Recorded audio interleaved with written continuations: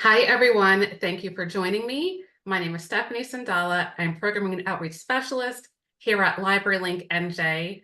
I am so thrilled that you are here to join us for this summer book bash, a picture book party with Kyle Lukoff and Breanna Carzoo. We have our moderator, Christy Chadwick, who will lead us in a great, fun conversation, and she will introduce Breanna and Kyle in just a minute or so. Okay, Christy, do you want to go ahead and get started? Sure. So Kyle Lukoff, he has forthcoming books about apologies, vegetables, unicycles, and lots of other topics. While becoming a writer, he worked as a bookseller for 10 years and then 9 more years as a school librarian. And then we have Breanna Carzoo. She's the author and illustrator of the picture books Lou, Green Light, and The Squish. She crafts illustrations with painted cut paper collage and mixed media. Her debut picture book, Lou, was shortlisted for the 2023 Barnes & Noble Children's and YA Book Awards and named on many state awards lists. Both Lou and Greenlight were named Kirkus Review's Best Picture Books of 2022 and 2023. Breanna lives in Austin, Texas with her husband, Chris, and their dog, Ozzy. Outside of writing and illustrating books, she's a beginner swimmer, an avid hobby board gamer. And we may have to get into some of these details at the end too, because that all sounds like fun. But first, we're going to talk about your book. So let's just start off with the fun question of how long the two of you have been writing. Breanna, let's start with you.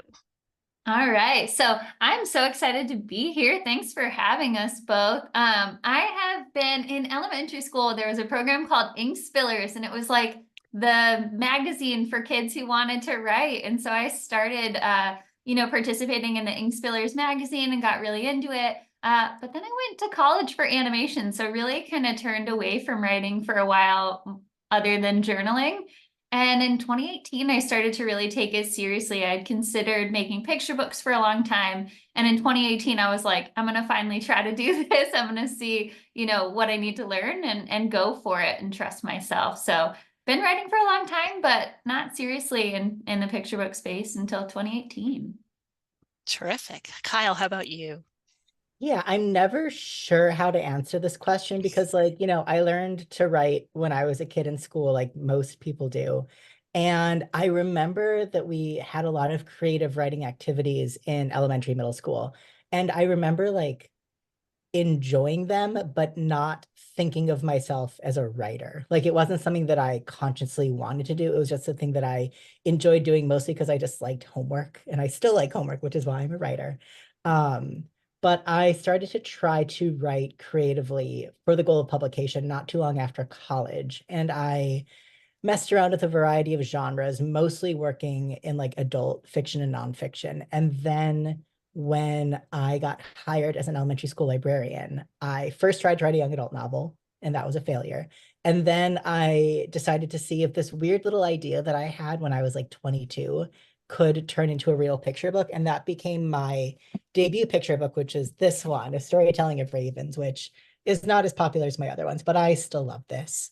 So I signed the contract for this one in 2015. It came out in 2018, and I've had, I don't know, 15 books since then. I don't really remember at this point, which is cool. That's amazing. Yeah, definitely. And I love the fact that, the transition from librarian to writer. Sometimes we hear a lot about that. So I love to hear maybe later about how that plays in. But both of you obviously write for children. So that audience can be, sometimes really tough. So what inspires you to actually write for children as opposed to other audiences? Kyle, why don't you start? Sure. But first, can you tell me what you mean when you say inspire? Because that word means different things to different people. Absolutely. Why do you think that you decided to write for children as opposed to writing for adults to start off with? Is it because of the idea that you started with, or is it because you really have, you worked with children a lot? So did that kind of funnel into deciding to write at that level? I mean, the first honest and honestly kind of crassest answer is that I started writing for kids because that was the first thing I became successful at. Hmm. Um, I tried to publish an adult novel that I wrote when I was 23 and crazy, and nobody wanted that one, which I'm very glad about, because if that was my first published book, my life would be very different. Then I tried to write a young adult novel, which again, nobody wanted to publish, which I'm so grateful for, because if that was my first published book, I think my career would look really different. And my first published book with any kind of mainstream press was a picture book. And it was really just, well, this didn't work and this didn't work and this didn't work. Let's see if this works. And it did. So I've just stuck with the thing that I seem to be good at and that other people seem to like from me. I will say that once I turn in the first draft of my next novel, I have dreams of writing and publishing a novel for adults. I have it all mapped out in my head. But that's not to say that I don't love writing for kids, though. I obviously love it, or else I wouldn't have stuck with it. But I don't love it because I have this like overarching idea about like what writing for kids is. It's because it's fun, and because many of the stories that I want to tell are nicely suited for the picture book format, and because it is a thing that I have a lot of practice in reading and discussing and responding to with children and teachers and educators and parents. So there's no like one reason that I write for kids. It's just a perfect storm of a thing that I turned out to be good at and a thing that I enjoy. But I would very much like to write and publish for adults as well. I don't think there's anything wrong with doing what you are good at. I think that a lot of us on, this webinar are doing what we are good at. So I think that that is a perfect reason. How about you, Breanna? Yeah, I mean, I mentioned going to college for animation. I have always felt drawn to animation that is more for kids. But I learned in going to school for animation that animators only do about 4 to 6 seconds of animation per week of the overall like film or something that you see. And so you have control of such a little portion of the overall story, character, and for me, thinking about picture books and writing for kids, it gave me an opportunity to make similar type of content, but have a lot more creative freedom and opportunities to be able to tell the stories and fully design the world as the illustrator as well. So I'm able to tell that story, but I'm also able to build the entire world. And so I think I really loved that opportunity in books. And I think also just why that format or why kids is I think there's so much opportunity to be honest about real and big feelings that kids just feel really naturally, but you also have an opportunity to be really just playful with it and really have fun with it. And I think that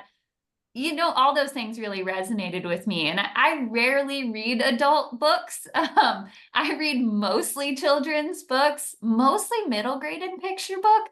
And I think part of it is because there's a hopefulness in those books, more so than in adult books. And I find that something that draws me to it as well.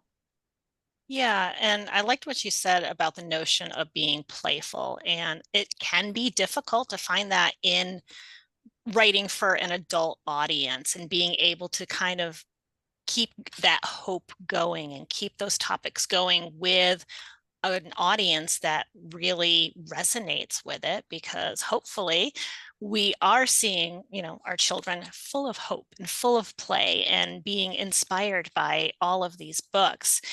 And picture books themselves, I think, are really kind of one of those particular audiences that people think are very simple, but I've heard, time and time again from authors that it's probably one of the harder books to write, especially, whether it's a youth author or, somebody else breaking into that topic. So what is it about picture books that you think could have either drawn you into the medium or continues to inspire you to stay in it? I know, Kyle, you talked about that a little bit, but I was wondering if you had more to add. I could talk about picture books and why I love them literally all day. I'm also really sad that Debbie's not here because Yeah. we all love her. But then that also means that Brianna and me get to talk a little bit longer. So it's a silver lining to a sad cloud. But okay, so the question is why picture books? And or like, yeah. I distracted my own self. But I think the main reason why I love picture books is because I love rules. I love structure. I love boundaries.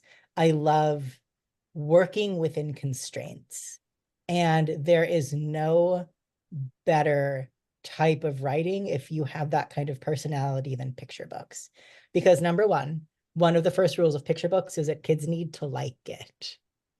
So that means that it needs to have different qualities that will appeal to an audience of children. It doesn't necessarily have to be like all poop jokes or unicorns, but there has to be something in there that an audience of like approximately 4 to approximately 7-year-olds are going to resonate with. So rule number one, it can't be something that's just for grown-ups. Rule number two, they're usually 32 pages, between 28 and 32 pages. You can go longer than that, but then they tend to feel like dragging and drawn out, and like you're going to lose the attention of your audience. There's no like official word count for picture books, but they are usually, fewer words than a novel. Like if I open up a picture book, which I do sometimes, and see just like blocks and blocks and blocks and blocks of text, I don't want to read that.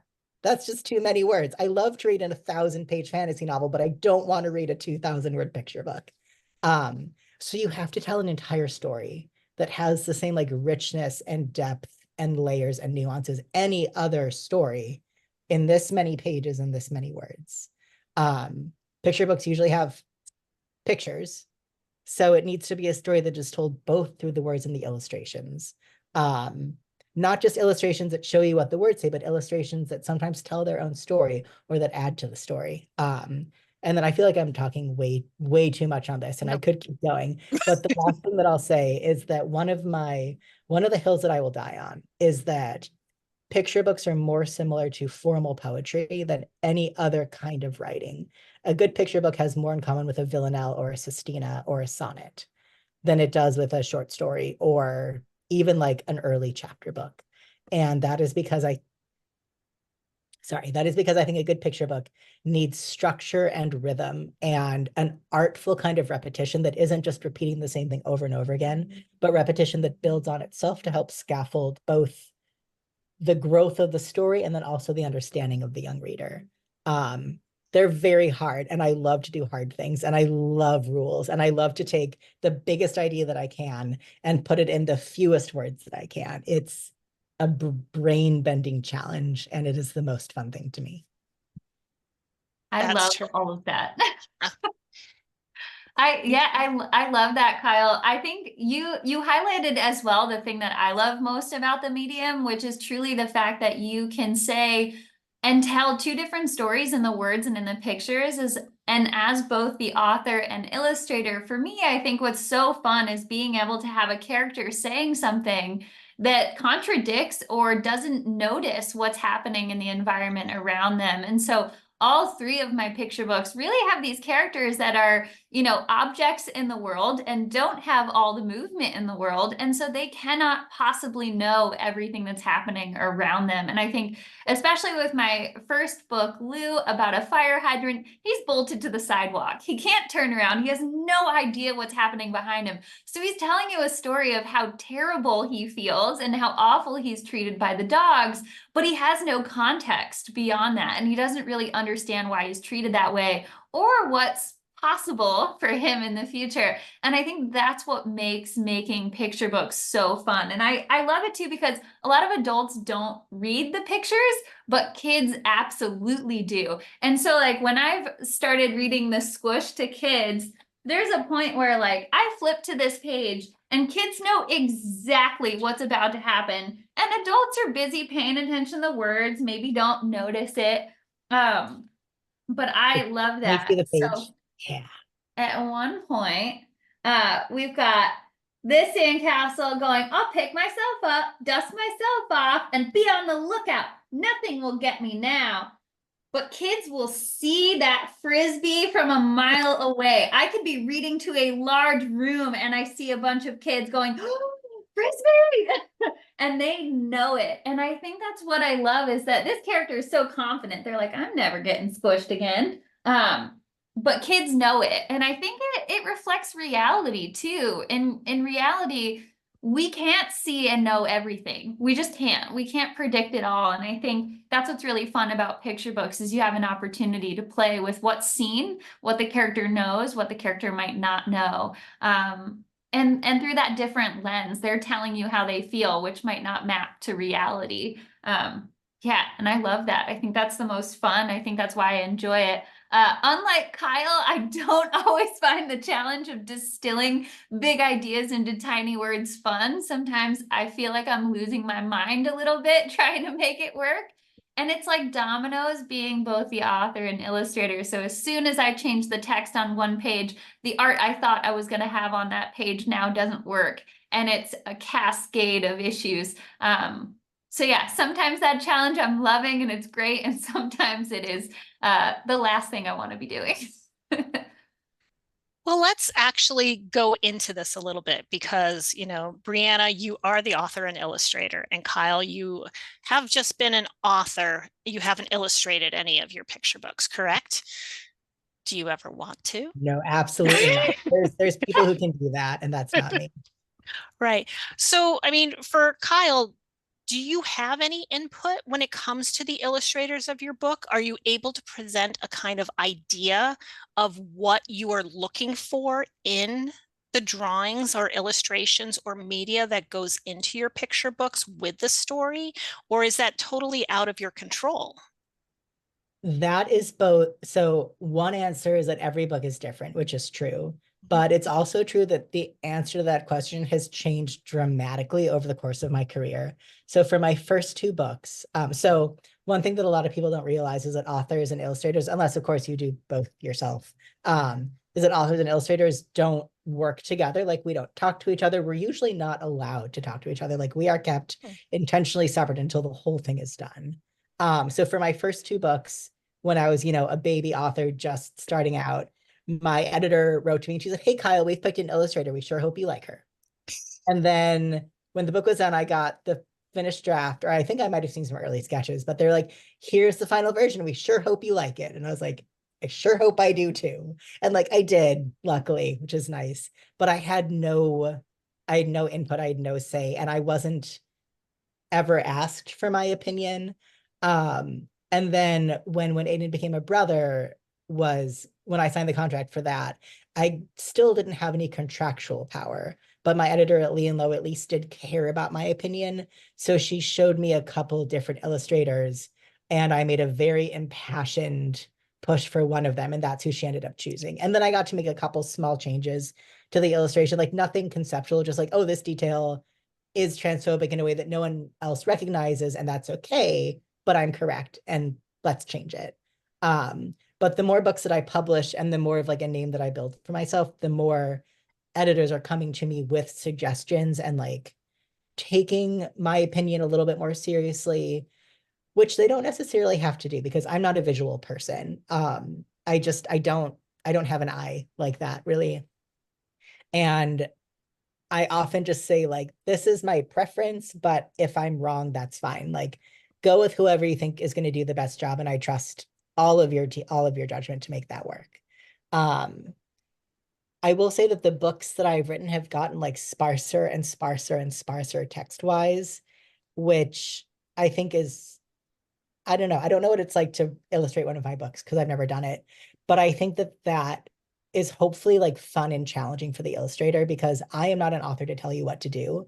For my books, I have sort of like a general vision of what I want to happen conceptually, especially for books like Just What to Do and I'm Sorry You Got Mad and an untitled forthcoming one. Yeah, that one. Because in those ones, the text actually tells you very, very little about what is going on. So I will leave some illustration notes saying this is what I'm envisioning, but if you have another idea, I would love to see it. And I think my books are getting better because of that, honestly. Not that my books were bad before, but I think that there's like a new life to them now that I'm leaving even more room for the illustrator to really interpret and reimagine the story as they see fit. Yeah, and I will definitely say that, I have both when Aiden became a brother and obviously just what to do here. And the comparison of the text between the two and just how the illustrations can convey what is necessary through it, I find really amazing. So that sparse details. But Breanna, you do both.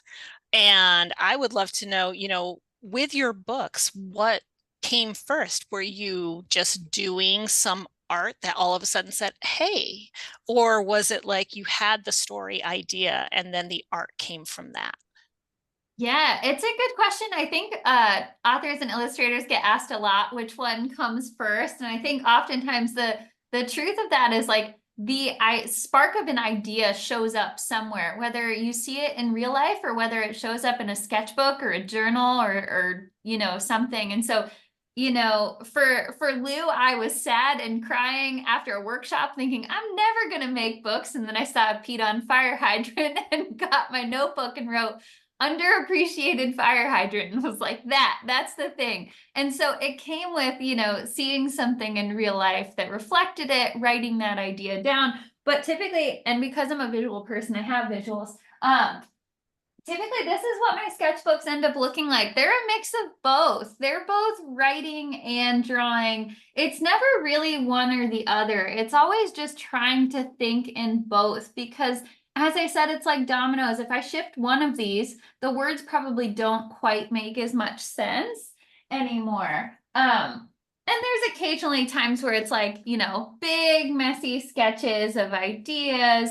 But for the most part, there's always some bit of writing kind of hanging out as there's no way to sketch. I think I'm thinking while sketching too, and I'm expressing ideas that way as well. But sometimes it's just easier to jot a little note in words and then figure out, is that going to actually be part of the words in the book, or is that going to influence the way I want to draw or illustrate something? So, it kind of just happens organically and naturally. And sometimes I write because I'm like, I have no idea how to draw that thing. And so I'm going to write it for now until I figure it out.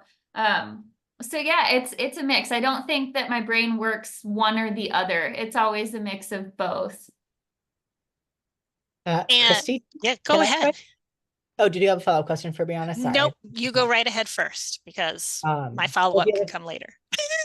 Okay. I was wondering if I can try to share my screen because I'd love to show a few spreads from the picture book coming out next month. Is that okay? Can I try to do that? Okay, I think I can share my screen. Let's see. This one. Okay. Can y'all see that? Yes. Okay. So this comes out next month and it's called I'm Sorry You Got Mad. And it's a story told in the form of apology notes from one kid to another. And so the text is, again, very spare. And in this case, the text is literally telling you nothing about what's happening on the page. So I think I might have even wrote like, dear illustrator, I'm very sorry. I don't know how you're going to do this, but it's going to be great. And I believe in you. And I was correct. So the first note literally just says, sorry. And so all I wrote is the word sorry. Julie came up with this whole scene. And then the next note says, sorry, Zoe, Jack. I just wrote 3 words. And those 3 words are this whole emotional moment that we're looking at. And then the next word is, dear Zoe, I'm sorry you got so mad. Which tells you, again, nothing about what's happening, but then you see like just all those feelings. And so each letter is really just saying the same thing over and over and over again. But as small changes in the letters happen, you see changes in his body language. You see like she's like giving him some side eye because she knows what's happening. You see like, you see him change and you see like other things happening in the classroom, like those 2 kids. This one, I love paint your feelings. It's so good. I'm going to stop sharing now. I hit that red button. Yeah. So that isn't it. Yeah. Sorry. That wasn't really related to what you were saying, Breanna, but it was. No, I love that. It was It fun. builds on, Yeah. Oh, it builds on what you were saying before. And I think from an illustrator's perspective, it's such a gift to be able to have words like that, because I think so often, like, and we see it a lot on social media. If you illustrate a book that someone else wrote, sometimes the only person that's tagged or kind of mentioned is the author of the book and not the illustrator. But what Kyle was just showing is how much both of them are authoring that story. It's just you're authoring the story through pictures instead of through words. And I think that that is just as deserving of being celebrated and excited by. And I think what Kyle's doing is providing this structure and context, but also providing so much freedom for an illustrator to really add to that story and not feel like they're just illustrating someone else's story, but that they two together have made a really unique piece of artwork. And if it went to a different illustrator, it probably would have been a vastly different book. And I think that's pretty magical too. Yeah, Also, now I'm really excited to read that. I actually sometimes feel bad when I have a book like Just What to Do or Sorry You Got Mad or Untitled forthcoming where the text is not helpful at telling you what to draw. But my hope is that that is less annoying to receive than an author who's saying, okay, now he's wearing a blue shirt and he looks grumpy. And then his friend Susie's wearing a pink shirt and she looks happy. And there's a plate of chocolate chip cookies behind their left shoulder. But one, like, I don't know, that doesn't seem like fun to me to draw, but I don't like to draw, period. So what do I know? Yeah, I wouldn't find that fun, but I also think that by sharing the text that you're creating, you're showing a level of trust and respect to the other person that's going to be a big part of that book too. And I think that's pretty incredible. And while I've only illustrated the things I've written, I only can be grumpy at myself for the things I need to make. But yeah, sometimes you can be grumpy at the words too. Speaking of the things you need to make, you work in mixed media. And I think that sometimes when we think of illustrators, we straight think of drawing, but all of this collage and mixed media is really starting to take hold of picture books that I've been noticing more and more. So kind of, can you tell us a little bit about how you decide what medium to work in when you're doing this? Because you showed us your sketchbook. Yeah. But the books themselves are different. Yeah, that's a great question. So I think for me, the answer of like, what medium do I choose? One is like, what's going to help tell the story the best way I can. But I think actually more important to me is joy. Like, I'm going to be working on this thing for months and months, and I want it to be fun. And for me, the tactile nature of physically creating with real materials is what brings me the most joy. It's definitely not the fastest choice. But a bit of the way that I make is I start with those sketches that you saw, and then I paint paper kind of like this, and I cut it out, and then I glue it back together. So this is actually the original art for Greenlight, and Greenlight's much bigger than this artwork. I take photos with my iPhone and then digitally clean this up and compose them together. So putting the faces on and things like that to ultimately make the book. And it's just what's fun to me. I like the playfulness of it. I like that when I make with cut paper, it never comes out like the sketch. I make myself stencils, and the way I glue it together still never comes out right. But yeah, as far as like mixed media, what does that mean? For me, I do paint and cut paper, but I also like drawing on top of that to give more texture. So sometimes it's markers, colored pencils, wax pastels. And in the case of the squish, so instead of paint and cut paper, this is actually grocery bags. I didn't think paint looked right because it was kind of, I don't know. So I felt like grocery bags kind of gave more of a bit of sand. So there's sand. And then these arms are actual sand. So many of us as kids use like Elmer's glue to make like a line and then shake a bunch of glitter over it. Well, this is sand from my childhood beach. And I made all the arms with Elmer's glue and sand to basically give that sense of like tactile nature and movement. There was sand absolutely all over my desk, the floor, everything when making it. But I think it just is what makes it more fun for me. So I think, yeah, I'm not particular about materials either. Like I will use Elmer's glue sticks, and there's fancier glues that are better for certain things, but whatever's at my fingertips that I can grab, I'm willing to put into art. Are you still finding sand in your house? I hope not. At this point, I mean, something that you may not know is that typically an illustrator finishes their artwork for a book a full year before the book releases. And so hopefully, since it just released in May, we've had a year worth of vacuuming to get rid of all the sand. That's my hope anyway. Yeah. Kyle, I think most of your books have been what we would call probably normal or, regular illustrations, I think. Have you had anything that's been mixed media in any of your picture books? Yeah. So my very first book, this one was collage. Ooh. It was like collage and also drawings. So like in this first picture, you got like the arc, I but then love that lamp is like a picture, I think. Or like those are real hands, which is creepy. So this one was mixed media, but I think all the others have been drawn. I don't know art. I'm not going to learn the words, but I think they're made with art supplies that Yeah. aren't, I don't know. I will say one thing. It's not all picture books, but if you are ever curious about what books are made with, sometimes it's actually written in the copyright information. So this tells you that it was collaged with paper grocery bags, peanut cup paper. So not all books have that info, but if you're ever curious, sometimes you will find what the book is made out of. I do know that If You're a Kid Like Gavin, it says the artist used Photoshop, Clip Studio Paint, Cintiq Companion 2, Wacom Bamboo, CTH 470, Dell Studio XPS 9000 PC on Windows 10, and a good deal of effort to create the digital illustrations for this book. So lots of digital, but many different tools. I like the phrase "and a good deal of effort." That was fun. I love that.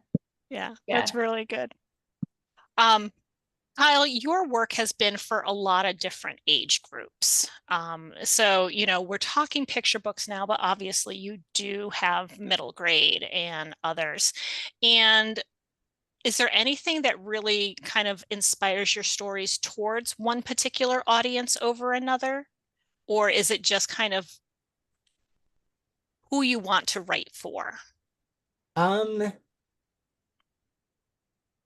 Sometimes it is a decision about what specifically I want to write. And then sometimes it's a question of what kind of story is this? So like, for example, I actually thought about writing, I'm sorry, when I first conceptualized I'm Sorry You Got Mad, I imagined it as a novel, like an entire novel told through apology notes. And then I was like, no, that is too hard. I cannot do that. And then I was thinking about that idea and I was like, oh, that could be a good picture book though. And it does make, it could still work as a novel, but someone else has to do that. I don't feel like doing that. I'm too tired. But when I was working on If You're a Kid Like Gavin, one person suggested that I turn it into a middle grade graphic novel. And I was like, no, it's a picture book. It is nothing else but a picture book.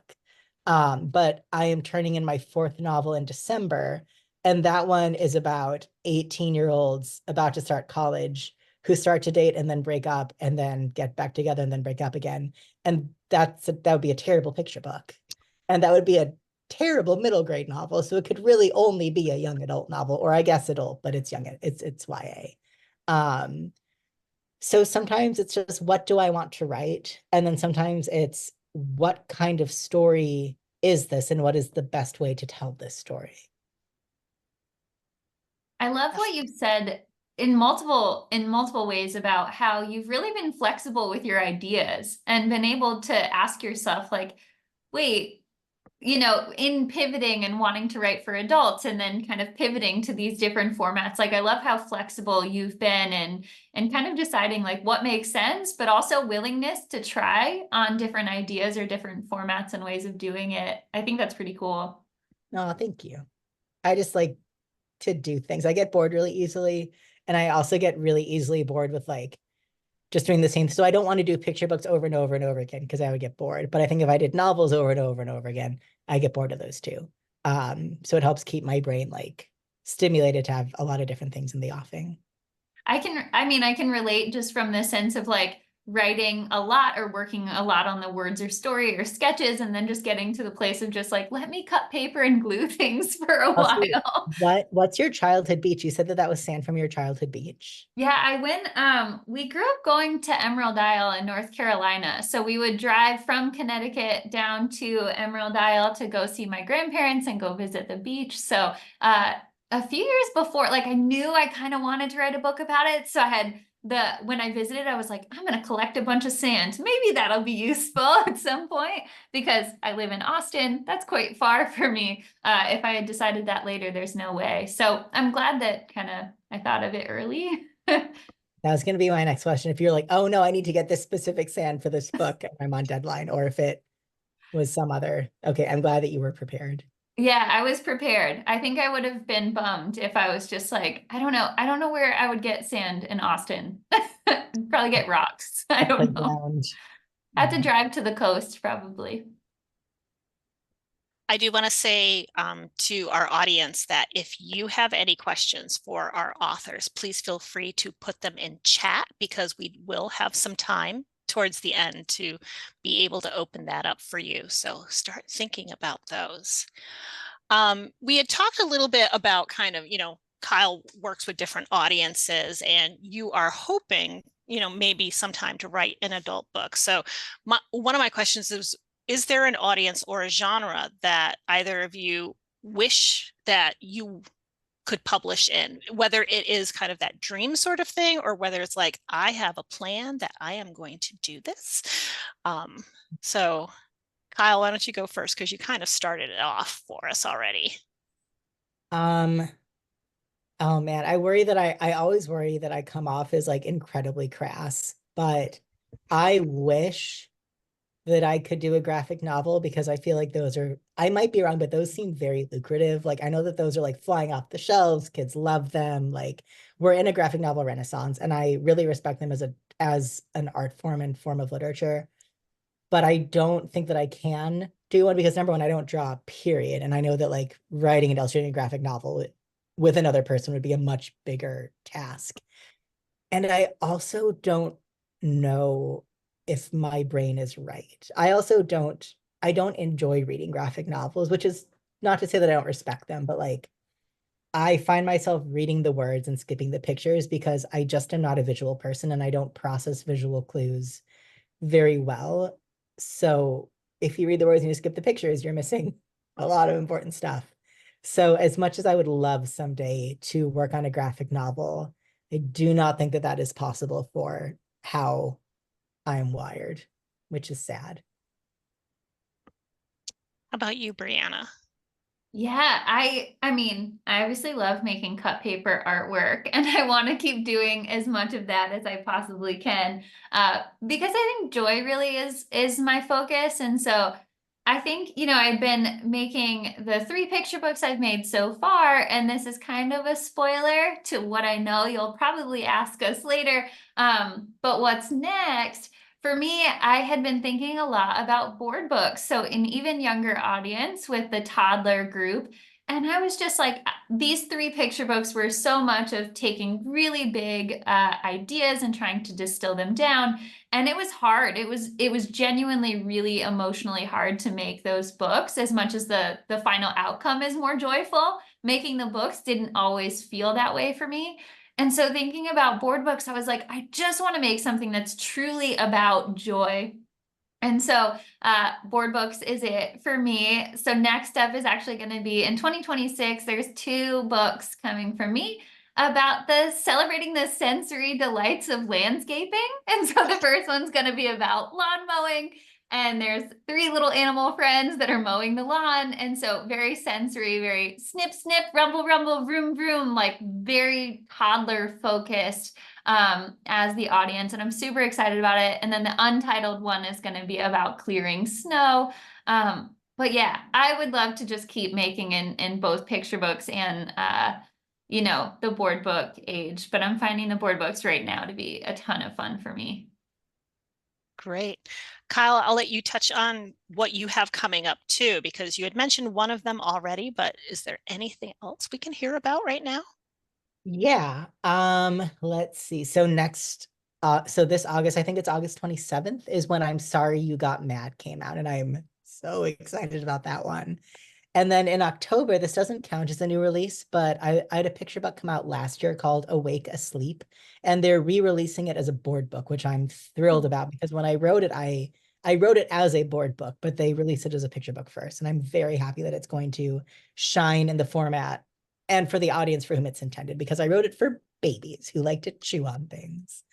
And then February of next year, my third novel comes out. I just got marks for that. It's called A World Worth Saving. And it's like a fantasy adventure situation about a 14-year-old, and it's not too long, which I think it's a little long, but it's not like a doorstopper. So I'm pleased about that.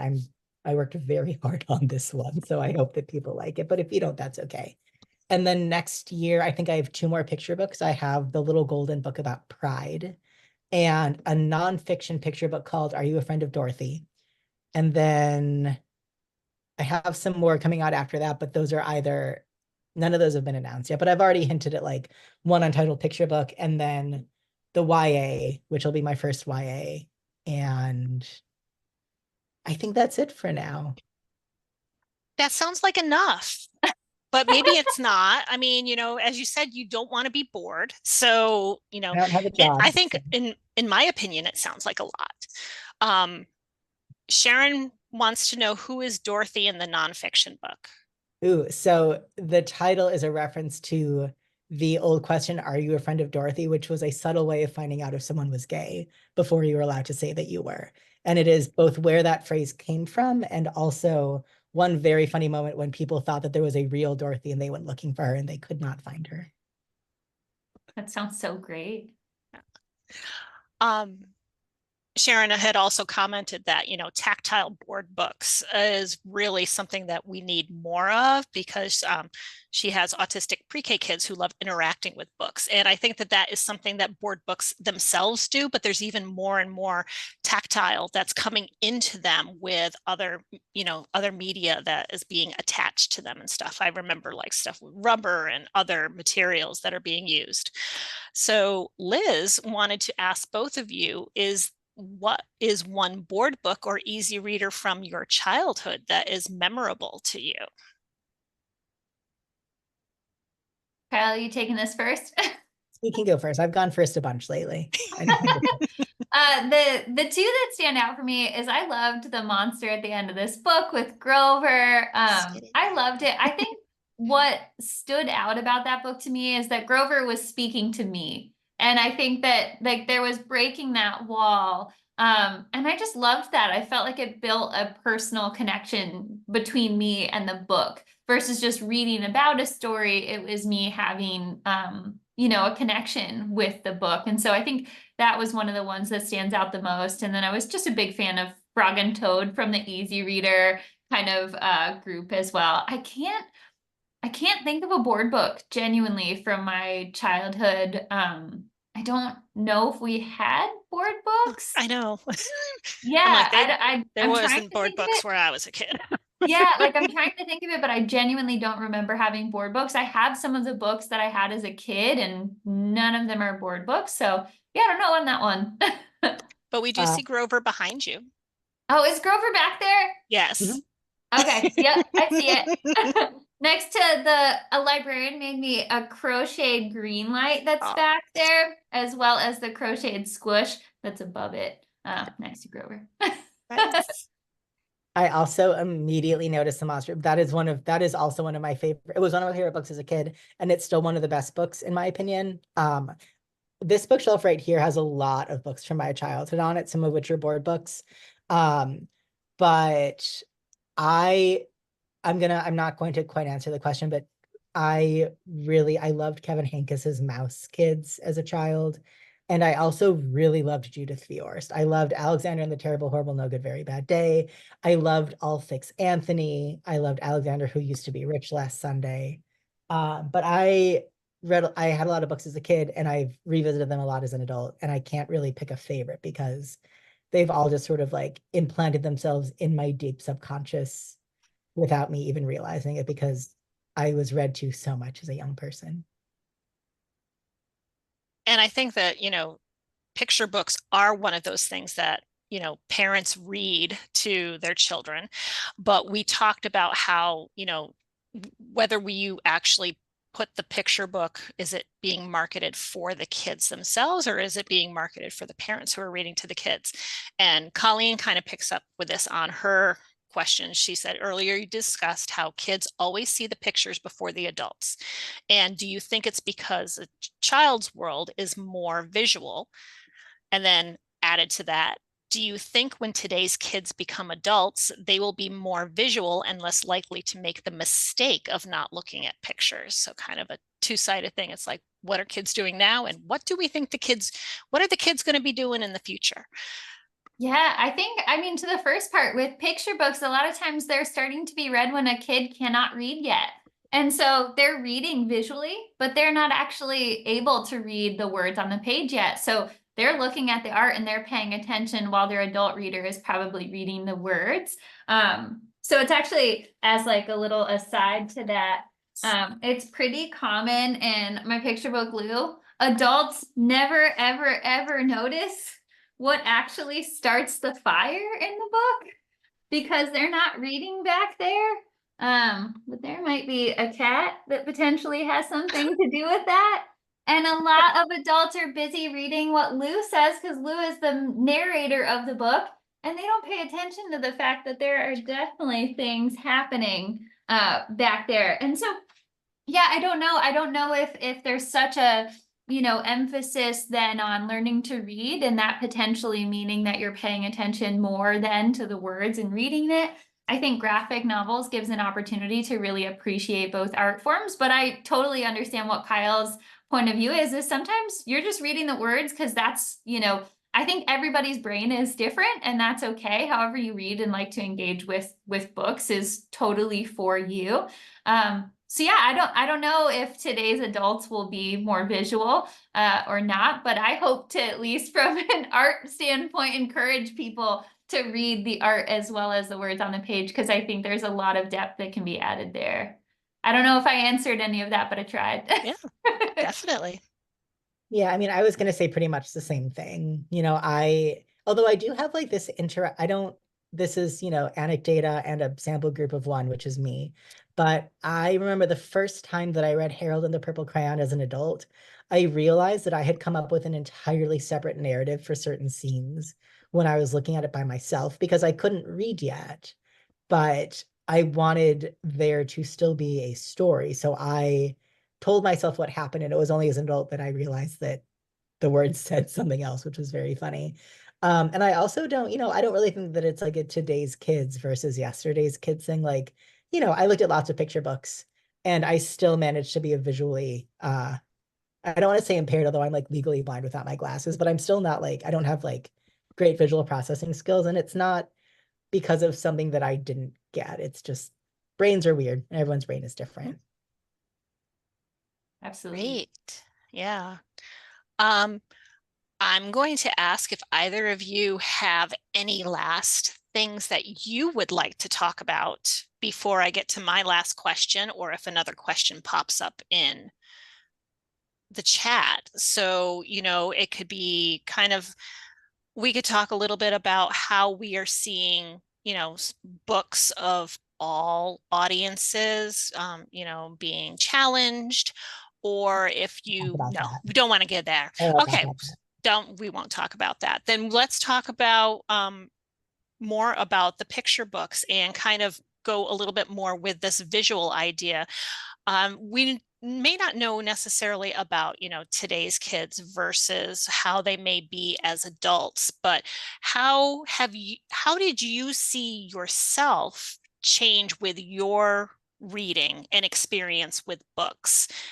Whether it is from before being an author to being an author now, or just kind of how you've seen your reading taste change because of your writing. Kyle, you take this one first. Sending it your way. This is like a sideways answer to your question, but I think the most impactful thing for me as a writer was being an elementary school librarian, because my school had children 2 years old up through 5th grade. Yeah. And I decided very consciously not to have like a maker space or a tech center or a library of things. I just wanted to have a room full of books. And I wanted my job to be reading books to kids and then helping kids find books. And nobody cared about what I did in there, so I got to do whatever I wanted. And so, every single day I would have, anywhere between 18 and 100 kids, depending on my class load that day, come to the library. And I would read them 3 picture books or 1 chapter book, or, some chapters of a chapter book.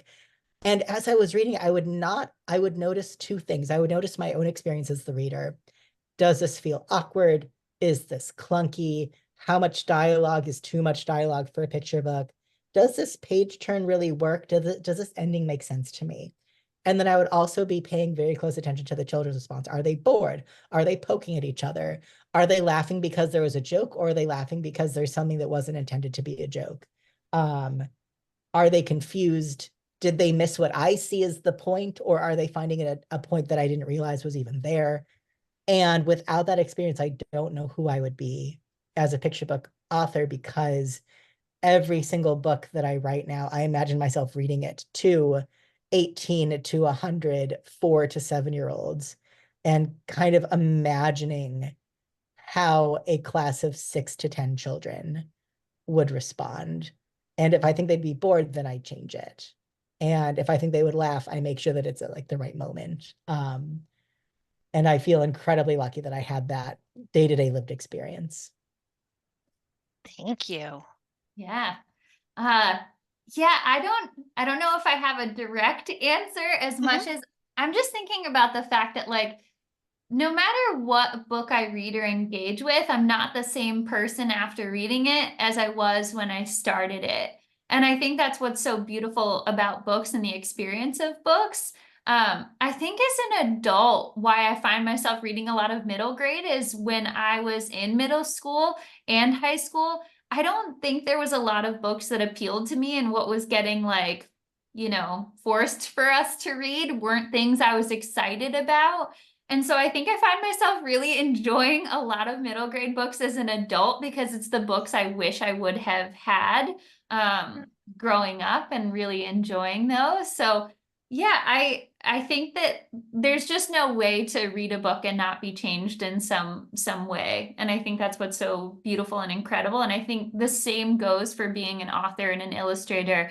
I am not the same person having made a book that I was when I started making the book. And I think, all of my books have allowed me to shift and grow in pretty incredible ways. Great. Well, I always like to end with this question, and I always ask my authors, what are you reading right now? Breanna, why don't you tell us? I'll start because I'm visual. I've got my books. I'm reading. So I said I don't really read adult books, but because I'm learning to swim, a year ago I took an adult beginner swim class, absolutely fell in love with swimming. And then this book was recommended. It's called Why We Swim. And it's a nonfiction adult book about why we swim. And I am totally loving and enjoying it, talking about the history of swimming. Super, super enjoying it. But yeah, graphic novel that I just finished and I loved is Wildfire by Breanna Bard. Some kids accidentally set a wildfire through fireworks. Terrible, but I think that it's really interesting read. And yeah, there was a lot of unexpected empathy in reading it towards the kids who actually had started the fire in a way that I wasn't expecting, which I think is really interesting, especially with all the wildfires going on as well. So yeah, just finished that. And then obviously reading just all the picture books. I couldn't name them, but I'm constantly maxed out on my library holds. Great. Kyle? So I just moved to Connecticut, and one of the first things I did was got a library card. And I'm still figuring out how the library system works here, like how to place holds and stuff. So I just like went to the library and I just grabbed like 8 random books that looked good to me. So I just finished Case Histories by Kate Atkinson because I shelved it a million times when I was a bookseller. And the title's really boring and I didn't like the cover, but I was like, well, I don't know what else to read right now. And it turns out that it's great. And then I'm about to start another one of Tananarive Due's novels because I've read The Reformatory and I read another book, the title of which I don't remember. The Good House. I read The Reformatory and The Good House, and those are both fantastic. And I love horror novels with something to say. And that's her whole thing, is like terrifying with a thing to tell you. So that's the next one that I'm going to start because I finished Case Histories yesterday. Wonderful. Well, I definitely want to thank you both for talking with me and sharing with our audience this hour. And I am going to pass it back to Stephanie to see if there's anything else to finish up. Thank you. Thank you, Thank Christy. you so much. Yes, thank you, Christy, Kyle, and Breanna. That was such a great conversation. I wanted to say again, thank you, Christy, Kyle, and Breanna, and thank you everyone for being here. It was so fun. We were so happy to have you. And yes, thanks again for sharing time with us. Wonderful. Thank you. Thanks, Stephanie. Thanks, Thank you so everyone. much. Thank Thank you, you. everyone. Bye.